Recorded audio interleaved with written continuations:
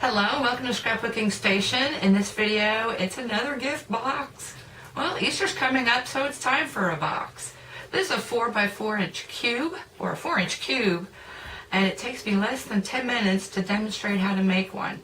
It's got to be intriguing. I'm going to put the camera over my shoulder, and we'll get started. I'm going to begin this video by looking at the big picture, and the big picture is this. I've got a box with 4 sides.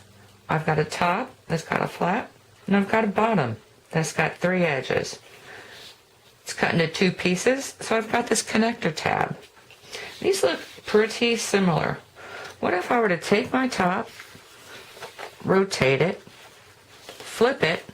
What I end up having are 2 pieces that are scored identically, and the only difference is how you cut out this front top tab, or this top of your box, and the bottom of your box. So when I start constructing, that's how we're going to approach it. Okay, to begin with, what you need is 2 8.5 square inch pieces of cardstock that is the same on the front and back and not directional. So solids work really good that are double-sided. These are actually 2 pieces from Stampin' Up! So Saffron. For each of the squares, I'm going to score it at 8 inches.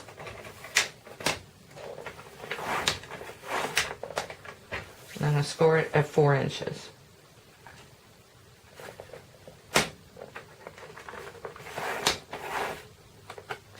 I'm going to turn it 90 degrees, and I'm going to do the same thing. 8 inches,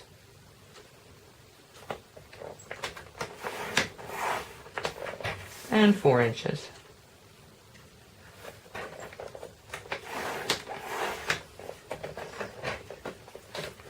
And then I'm going to do exactly the same thing on my second piece. Then we'll be back. Okay, I want to begin by doing the top. It's the easiest of the easy. And the easiest way to demonstrate is there is one corner in your 8.5 square that has crisscross score lines.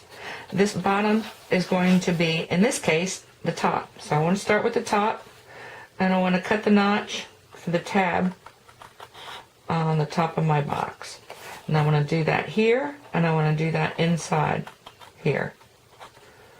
The other thing I want to do then is turn it this way, and now I'm making the tab that connects the sides together.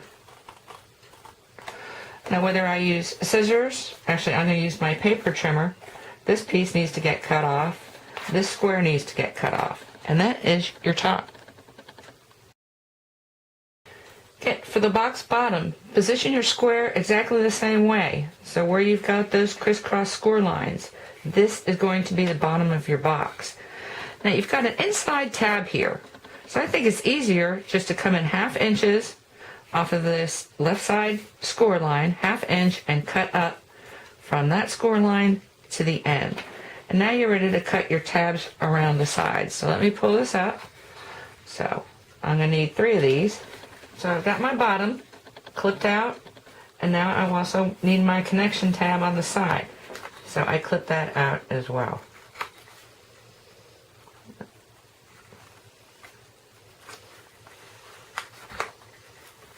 Okay, I lied earlier. My paper trimmer doesn't like cutting through score lines or slicing through score lines. So really the only piece that I need to cut out now is what's left of this 4th square. So let me do that, take a picture of the bottom, and then we'll continue. Okay, once you've got the top and bottom, go ahead and position like we did at the beginning, or like that template was at the beginning. So, more cool things about this box. All the decorating happens from this side. So, if you're going to cover, or if you're going to stamp, you're going to position all your panels across the sides on this side. The other thing I wanted to show was that this is the front of your box. So when it gets put together, or someone looking at the box and the top was up here, this is the front in case you want to do something special. Of course, this is the top of your box, and this is the bottom for all your sides. Of course, this is the very bottom of your box. I don't worry about decorating that, but if you wanted to stamp the bottom, that's a nifty idea as well.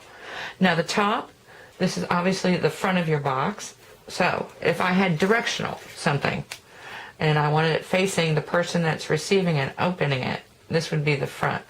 But I don't have that in this case, so I'm going to do something like this. So the other cool thing is that every tab, except for your top tab, is where your either sticky tape or glue goes when you start to construct. The other thing is every score line that you've got here is a mountain fold. So once I decorate first and then give everything a good score, but everything is going to go in the same direction. So it makes things or life a little bit easier when you start constructing as far as not making mistakes. So let me get this on here. I am going to put sticky tape because there's one more thing I want to show you about this box. Okay, so I've got everything decorated except for the bow or whatever else I added. You actually know that before I do at this point that I'm videoing this. I went ahead and connected this, but you saw where I've got all the sticky strip because I use glue as well. I wanted to give some credit. These are floral framelits from Stampin' Up. It's a little bit older, and the pattern papers come from hot off the press. They're the Picnic Paper Pack. And I think that's it. Oh, I've got one more small stamp, and that's an oldie as well, Creatively Yours. So, because I did decide to stamp the bottom of the box. Okay, so I've connected those, and the last thing I wanted to show you is I actually prefer to put the sides together first. So let me go ahead and do this.